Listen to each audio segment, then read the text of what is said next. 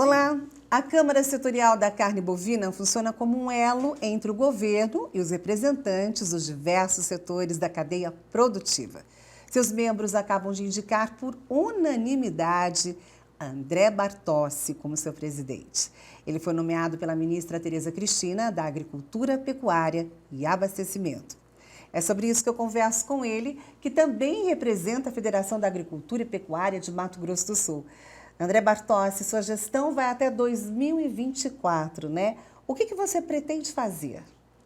Esse elo entre o setor, entre a cadeia e o governo ou o ministério, quando ele é transparente e legítimo, ele evita erros do governo e potencializa as boas ações do governo.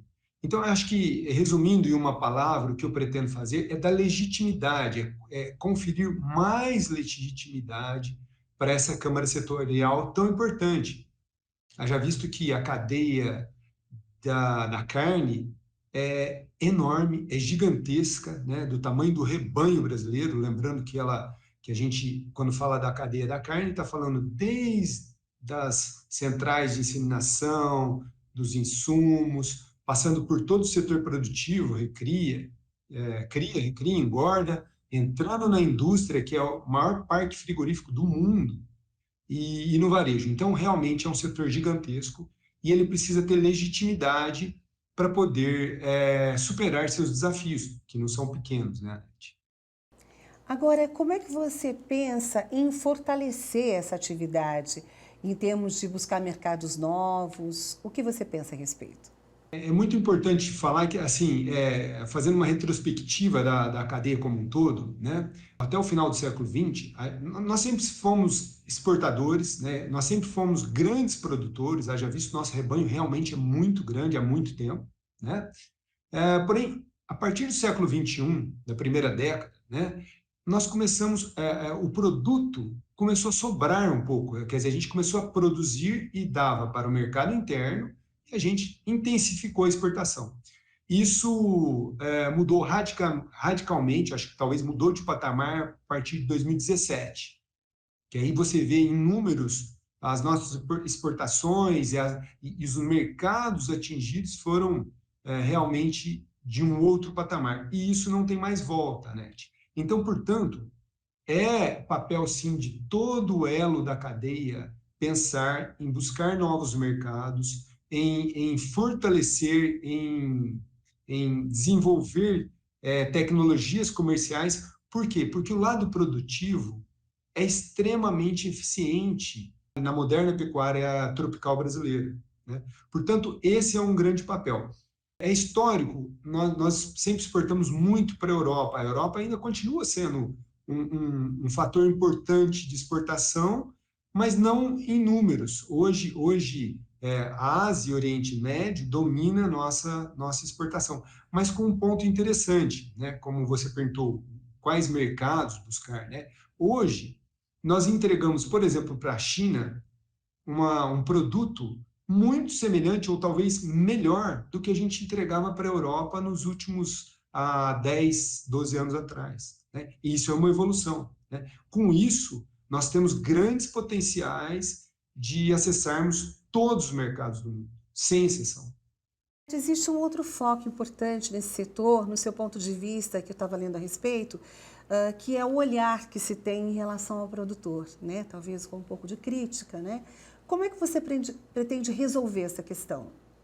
Nós temos grandes qualidades, acho que nós temos um potencial produtivo, toda a cadeia, todos os seus elos são extremamente profissionais, a produção pecuária é muito profissional, a indústria brasileira é extremamente profissional, a distribuição, o varejo, né, os insumos existe uma grande capacidade da cadeia como um todo de assimilar inovações, né? Mas a gente tem um problema muito sério, que é o problema de comunicação.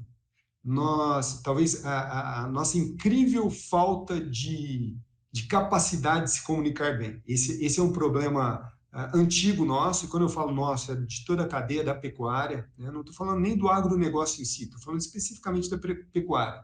Porque quando você observa a evolução da pecuária nos últimos 20 anos, no século XXI, né, nesses últimos 22 anos, é pujante, né? Nós aumentamos a cada ano a produção, diminuímos também a cada ano a área ocupada e melhorando consideravelmente o produto entregue. Apesar de tudo isso, Anete, 9 entre 10 propagandas contra o setor produtivo tem uma vaca Nelore, um pasto degradado ao fundo. Né? Isso parece estar no subconsciente das pessoas. Né? E a gente precisa mudar isso, não radicalmente, não brigando, de maneira alguma, mas, a princípio, conversando. Né? E você perguntou qual o ponto a ser mudado. Eu acho que, especialmente, mudar a conversa interna, dentro da cadeia. A indústria precisa falar mais com a produção precisa entender do varejo, os insumos precisam estar juntos. Eu acho que esse é o grande ponto da Câmara Setorial nos próximos 2 anos. Você, como pecuarista, André, conhece os problemas de perto do dia a dia, né? Já recebeu vários prêmios da área de bem-estar animal. Que compromisso você pretende assumir com os pecuaristas? O papel meu e talvez da nossa equipe é mobilizar a cadeia para ter uma fala só, um discurso só, ou melhor, o mesmo idioma. Né? Um dos pontos importantes, né, por exemplo, que você citou aí, é o bem-estar animal. É um ponto que todo mundo sabe que é importante, toda a cadeia já faz ações nesse sentido, mas a gente parece que não leva isso a um patamar que ele deva ser levado. Né? E imagino que nos próximos anos, se a gente não levar, a gente vai ser obrigado a cumprir certas normas que a gente já faz praticamente. Então, acho que levar essa discussão para o produtor e para a indústria, especialmente, acho que esses 2 elos precisam falar muito disso, né? Precisam deixar bem claro isso, né? Porque é bom lembrar também que a cadeia de pecuária bovina brasileira talvez seja a que mais respeita o bem-estar animal. Com toda certeza, 90% dos animais produzidos estão, a maior parte do tempo, muito próximo dos seus habitats naturais. Né? Então, isso é muito importante falar, é muito importante lembrar. E, logicamente, temos problemas e precisamos buscar isso. Esse é um ponto, o bem-estar animal. O segundo ponto, talvez um gargalo na produção com os produtores, é a questão das pessoas. A pecuária não funciona sem as pessoas. Então, precisamos ter meios claros de evolução da mão de obra profissional, na pecuária especificamente. Né? E isso precisa ser levado a sério, e senão nos trará problemas no médio prazo. Agora, o que o mercado de carne precisa conquistar em termos de mercado mesmo hoje? Talvez o grande entrave da carne brasileira fosse o risco de aftosa. Nós não temos nenhum outro risco eminente, né? Digo sanitariamente. Fora disso, nosso produto é sanitariamente melhor que qualquer outro produto do mundo. Quer dizer, eu imagino que isso nós devemos muito ao critério do mapa. O mapa é extremamente criterioso nas plantas frigoríficas, nos transportes. Haja visto tanto de problema que nós mesmos levantamos e mostramos, olha, tem um problema ali. Enfim, a questão sanitária nós evoluímos.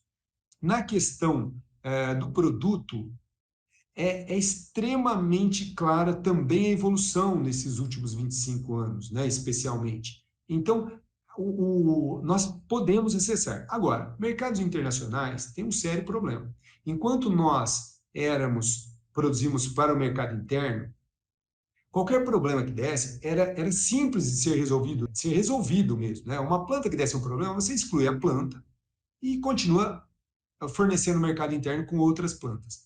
Quando você está exposto ao mercado externo, como nós estamos hoje, ao redor de 30%, isso não é bem simples assim.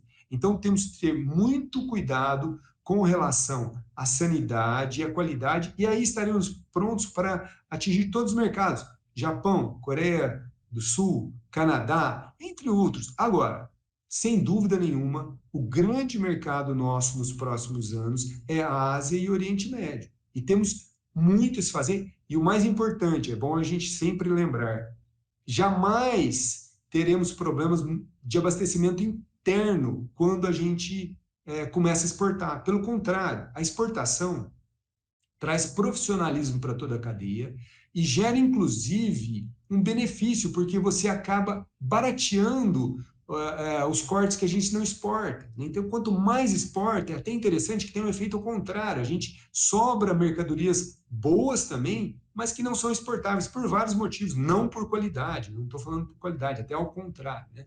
Então, é importante a gente encarar isso e também comunicar bem para os nossos consumidores do Brasil. Nós vamos sim, nós já somos os maiores exportadores do mundo, em breve seremos os maiores produtores do mundo e precisaremos ficar mais expostos ao mercado externo. E isso não vai causar prejuízo para o consumidor do Brasil. Você também sempre teve uma preocupação social, né? Isso é uma característica sua, né? Um pouquinho da sua história, assim, você se envolveu já da família? Como é que é o lado, assim, de pecuarista? Eu sempre fui pecuarista, eu nasci numa fazenda, moro numa fazenda, vivo numa fazenda, e tem uma frase assim que me marcou, assim, que não me lembro onde escutei, ou se eu mesmo criei ela, que atrás de um trabalhador tem uma família, né? E aí quando você olha nisso que a gente está falando, assim, eu nasci em 71, 50% da população vivia nas áreas rurais. Hoje, em 2022, talvez próximo a 12%, e isso está caindo. É um monte de gente vindo do campo para a cidade, né? E isso gera um vácuo, especialmente para a pecuária, porque a agricultura resolveu fácil o problema dela, né? Porque os trabalhadores moram na cidade e vão trabalhar no campo e voltam à tarde ou voltam no fim de semana, né? A pecuária não. A pecuária precisa de gente lá, precisa de família. E essas pessoas foram realmente esquecidas, né? A gente não vê, as escolas rurais foram eliminadas e os ônibus rurais não funcionam tão bem quanto deveriam, né? Portanto, esse olhar é importante. Eu penso muito nisso e com certeza vou levar essa visão para a cadeia da carne bovina e também para o Ministério, né? Isso é muito importante ser falado, até porque não é só uma questão de moral, nem de consideração a essas pessoas que estão no campo, é uma questão econômica também, né? Quem vai substituir, né? E é interessante que, por exemplo, a atividade de peão, de vaqueiro, não se aprende em escola. A gente aprende, no mínimo, em 10 anos, mas é de pai para filho, de tio para sobrinho, de uma pessoa mais velha para um menino mais novo, né? E isso é cultural. Não existem escolas que se ensinam isso, por incrível que pareça, né? Então a gente precisa pensar nessas pessoas que moram no campo e tomar atitudes práticas nos próximos anos. Por um mundo melhor. Sem dúvida, sem dúvida. Eu acho que para um mundo melhor, e aí arrematando assim, a gente precisa conversar mais internamente, levar esses problemas que eu percebo que existem soluções, que a indústria pensa nisso, que o varejo pensa nisso, e especialmente a produção pensa nisso, mas todo mundo precisa pensar junto para encontrar os melhores caminhos e superar os desafios e mais, aproveitar as grandes oportunidades. Assim, quando eu vejo o produto Brazilian Beef, ou carne brasileira, ele é espetacular em todos os sentidos, inclusive é muito sustentável, né? E não é isso que a gente vê falando, não é isso que a gente escuta, né?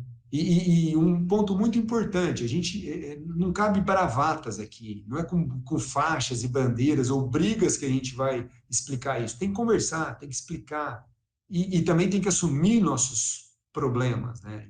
Nós temos problemas, sim, mas são problemas fáceis, não são problemas insolúveis. Mostrar melhor essas boas práticas que vocês fazem, né? Sim. Sim, sim, eu acho que esse é o caminho. E como eu falei lá no início, nós temos uma incrível falta de capacidade ou eu não sei se é de talento para comunicar. A pecuária é ruim para comunicar. Quando a gente às vezes quer falar uma coisa, acaba virando outra. E outro ponto também, acho que nós somos muito reativos. Quando a gente deveria ser muito proativo, nós precisamos construir a imagem, não defendê-la, né? Não brigar com unhas e dentes contra quem fala mal, né? Mas sim mostrar com ciência, com dados reais, né? E também cabe aqui lembrar que não devemos e não somos, a maioria dos pecuaristas que eu conheço, por exemplo, eu vou falar num tema que não foi falado aqui, mas todo mundo pensa.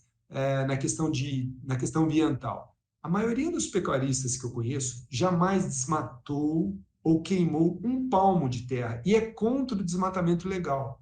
Mas mesmo assim, não é uma coisa explícita, a pessoa não fala disso, não decreta isso, né? Sempre vem, mas não mais. Nós somos contra criminosos. Agora, se está dentro da lei, nós somos a favor. Tá? Eu acho que é isso que tem que ficar de uma maneira muito tranquila, né? Sem bravatas, como eu disse. Muito obrigada pelas suas palavras. Eu conversei aqui, DBO Destaca, com André Bartossi.